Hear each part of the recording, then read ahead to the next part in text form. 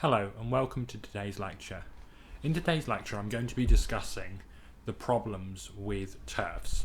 I'm not actually going to address their ideology or anything like that. I'm going to discuss this from a purely political and legal strategy viewpoint. I'm not going to discuss my views on TERFs or transgender people in this video either. What I want to do is I want to discuss the political tactics that TERFs use and how they can improve. If you've got any more political groups you'd like me to do this for, please leave that in the comments. Alright, the first problem with TERFs, and this is a generality, TERFs are generally too vulgar. What I mean by this is the way British free speech law works is, with the exception of maybe Holocaust denial, you're pretty much free to express any opinion you like, provided it is expressed reasonably or politely. Even with Holocaust denial, the main people I can think of who've been to prison for offences related to Holocaust denial, it's been when they have used particularly vulgar language. I'll leave a link in the description to the person I'm on about. I forget their name. But generally, as a general rule, in terms of British free speech law, you're allowed to say whatever you want, as long as it's presented reasonably. Obviously, there are exceptions. For example, you can't defame someone or libel someone politely and get away with it if that person chooses to take you to court. Also, the vulgar nature of the TERFs rhetoric towards transgender people I find quite, or at least I find it to be in poor taste.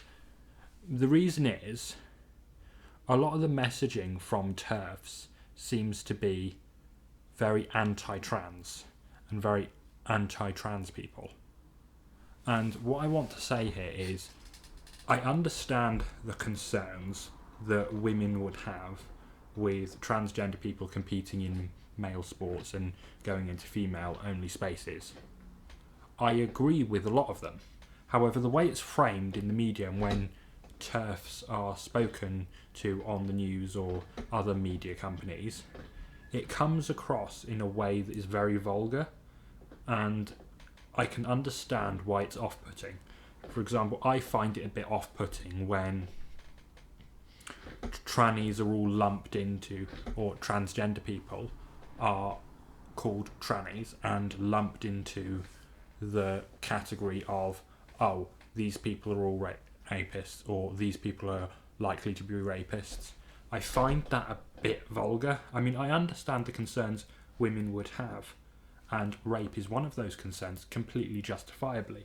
But I don't like the position that is all transgender people could be a potential rapist. And I understand that those numbers for certain offences are higher within the transgender demographic. I just don't think that having that kind of rhetoric or presenting your case in that way is particularly effective.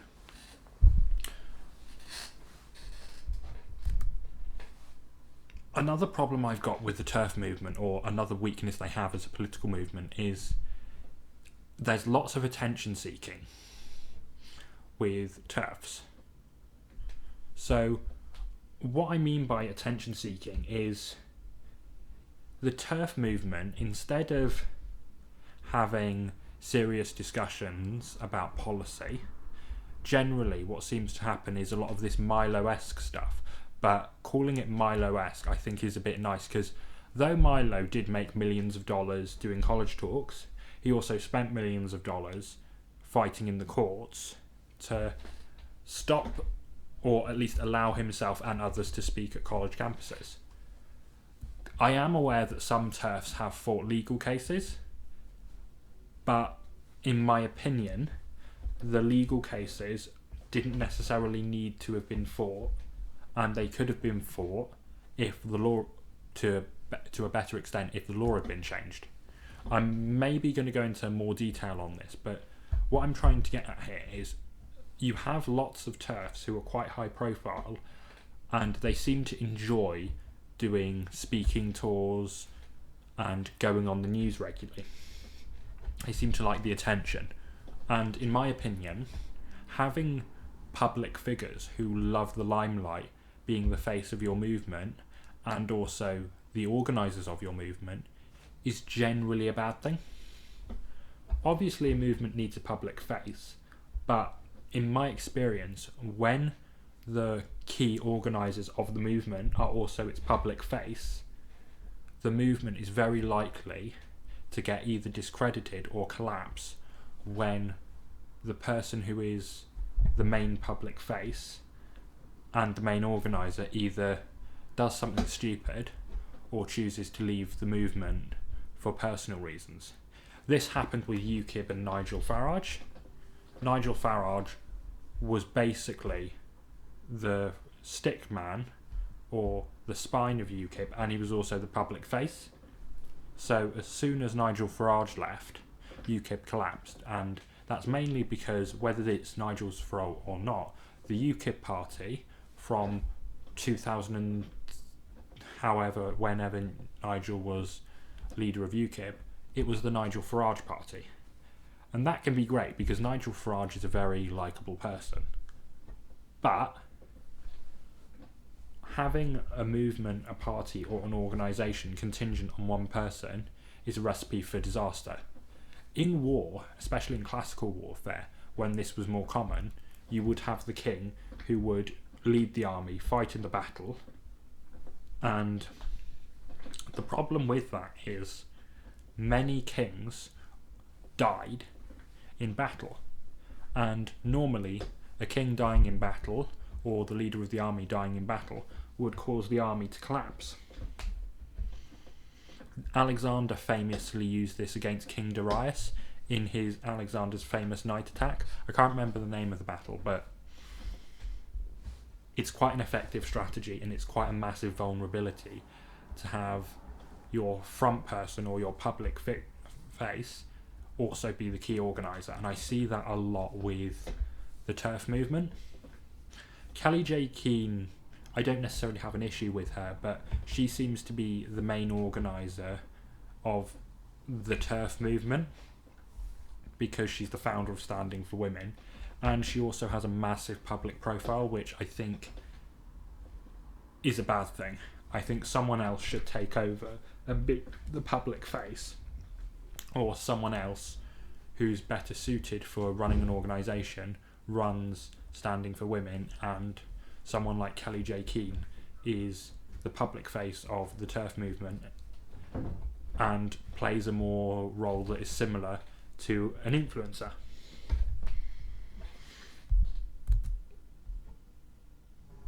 The problem I've got is they see trans people as the problem. There's an argument that I often used to have about the transgender issue.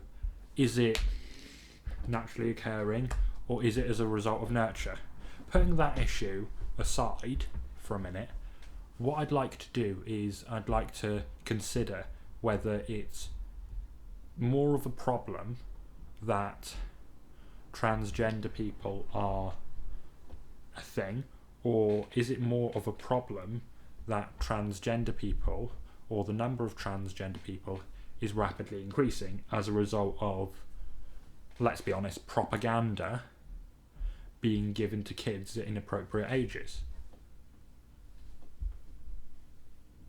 If you've thought about that question, or you haven't had time to think about it, pause the video and think about it. What I'd say is it's more of a problem that the number of trans people is increasing, mainly because of children being exposed to things like drag and other inappropriate media forms that might encourage gender dysphoria among children.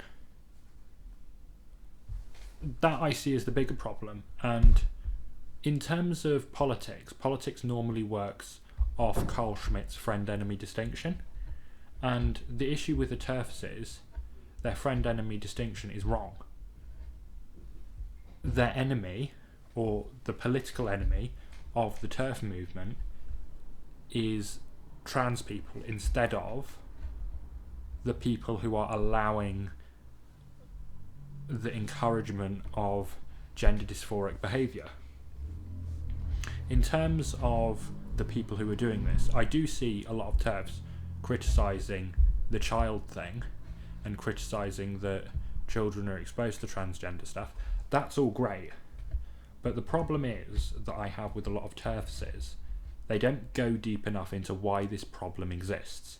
I haven't heard any TERF talk about a book called The Transgender Industrial Complex, which goes through why transgender ideology and gender dysphoric behaviours are encouraged on children and who's funding it.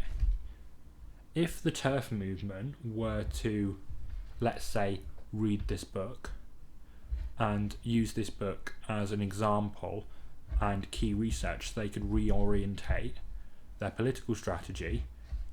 What I think you'd see less of is people complaining on Twitter and arguing on Twitter with trans activists and other similar people, and a more directed focus at the people who are funding and encouraging this stuff.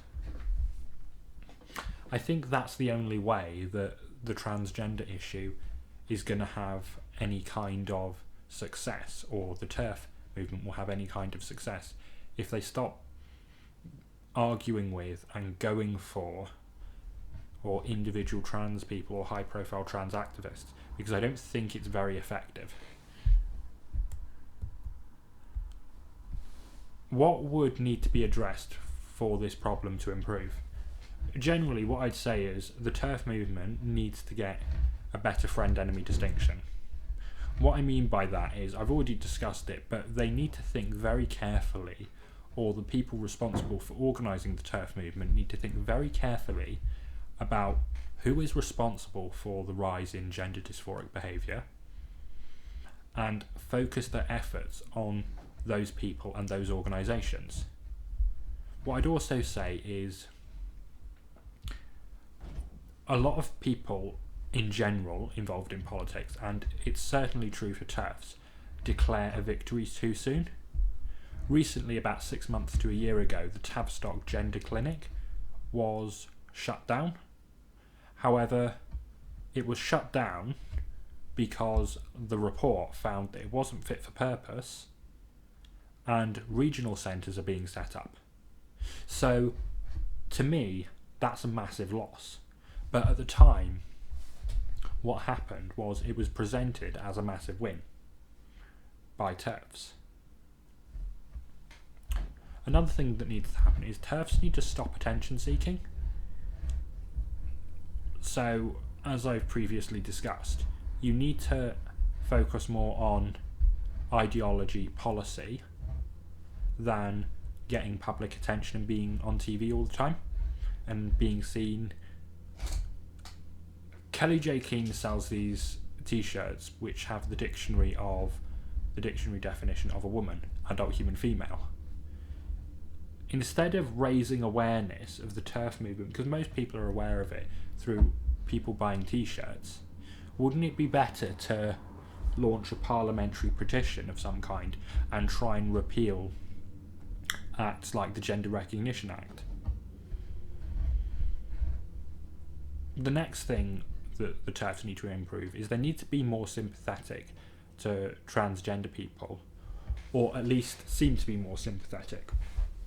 Most trans people I've met have been seriously mentally ill as well as their gender dysphoria. They've had other mental health issues that I imagine make life extremely difficult for them.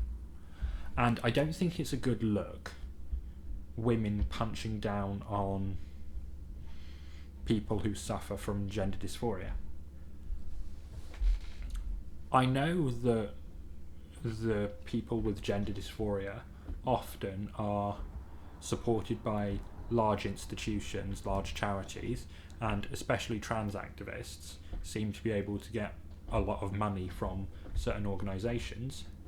But what I would say is it's not a good look to be rude and have difficult rhetoric, or have rhetoric which is likely to offend people with gender dysphoria, because at the end of the day it just looks mean and doesn't get anywhere. It might get you more views, but politics isn't about going viral on Twitter. Politics isn't about being on TV all the time. Politics is about implementing political policies that are desirable to you. And I say this a lot, I don't actually think insults, crass language is a particularly effective strategy, because, okay, you might make your supporters feel happier and feel joy and laugh by using crass language. But when you use crass language, you're not convincing anyone. I don't think politics is about convincing people, but the use of crass language generally, I would say, alienates people who would otherwise be ambivalent to you, or who may be convinced to support you, give you money and help you. Thank you very much for watching. If you would like to improve your public speaking skills, please check out the links below, and I'll also leave the link to my Substack as well. I'd recommend reading that. In there I discuss topics such as legal and political strategy. Thank you all very much for watching. Again,